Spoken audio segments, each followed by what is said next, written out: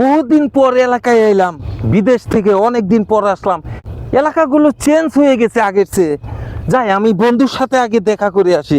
বন্ধুর জন্য একটা ঘড়ি নিয়ে আসছি, গিফটটা দিয়ে আসি। এই যে বন্ধুর বাড়িতে আইছে, এই যে আব্বাস বন্ধু।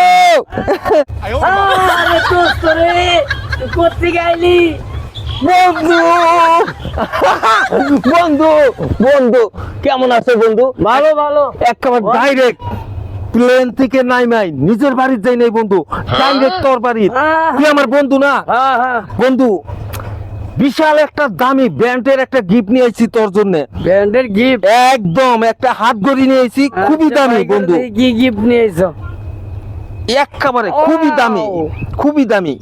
খুবই দামি না? অনেক সুন্দর, অনেক সুন্দর। সুন্দর তাই না? হ্যাঁ, তার গরির গুষ্টি মারি। হ্যাঁ,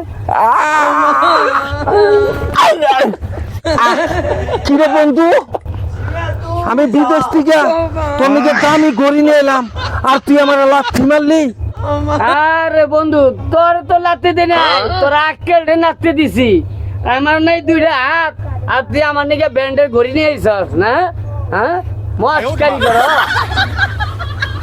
তুই দাঁড়া, বিদেশ থেকে ঘড়ি নিয়ে আইছস, তোর আরেকটা